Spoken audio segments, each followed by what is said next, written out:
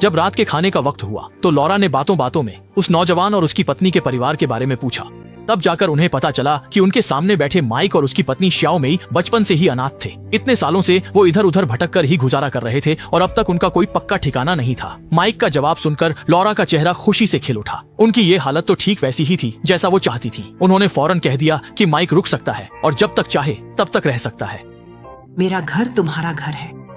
बस इसी तरह एक गरीब घर में पैदा हुए माइक और उनकी पत्नी भी इस हवेली में रहने लगे। उन सब ने काम बांट लिया था। श्याओ मेई बच्चे की देखभाल करती, माइक लकड़ी काटता और लॉरा ने खाना बनाने की जिम्मेदारी उठा ली। वो एक परिवार की तरह थे और इस हवेली की असली कीमत को पूरी तरह से जी रहे थे। हालांकि ऐसे दिन ज्यादा नहीं बीते थे कि एक और मुसीबत आ गई। इस दिन जब वो लोग खाना खा रहे थे तो उन्होंने अचानक देखा कि एक अनजान गाड़ी न जाने कैसे हवेली में घुस आई थी। ये देखकर कि आने वाला माली है, लॉरा जल्दी से कमरे से बाहर निकली और अपनी सारी जमा पूंजी उसे देने के बाद उन्होंने झूठ बोल दिया कि मालिक ने माली को नौकरी से निकाल दिया है। एक मुसीबत टलने के बाद लॉरा संतुष्ट होकर किचन में लौटी, पर उन्हें क्या पता था कि एक और मुसीबत उनका इंतजार कर रही थी, क्योंकि फ्रिज में खाना लगभग खत्म हो चुका था, गैस भी खत्म होने वाली थी और श्याओ मेई को बच्चे के लिए बहुत सारा सामान भी खरीदना था।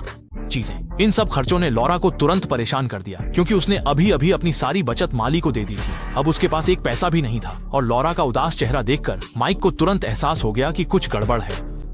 ये तुम्हारा घर नहीं है ना?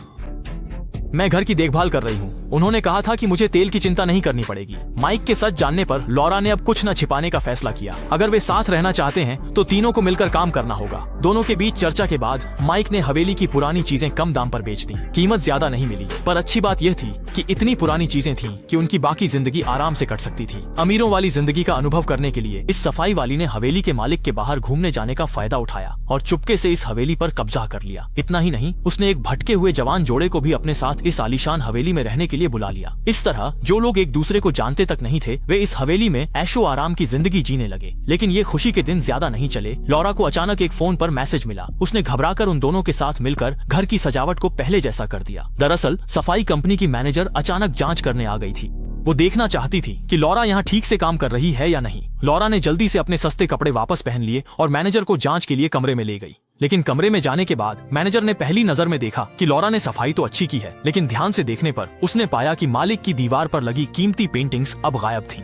इटालियन झीलों के लैंडस्केप कहाँ हैं? मुझे तो याद नहीं, मैंने वो पेंटिंग कभी नहीं देखी। शायद मेरे आने से पहले उन्होंने उसे हटा दिया होगा। घबराहट में लॉरा ने कोई बहाना बना दिया और किसी तरह मैनेजर का शक दूर कर दिया। उस मैनेजर को भेजने के बाद तीनों ने तुरंत जाम उठाकर जश्न मनाना शुरू कर दिया। वे सब मिलकर प्रार्थना करने लगे कि वो मैनेजर फिर कभी न आए। लेकिन इस बार वे धोखा देने में कामयाब तो हो गए, पर वे इस हवेली के असली मालिक नहीं थे।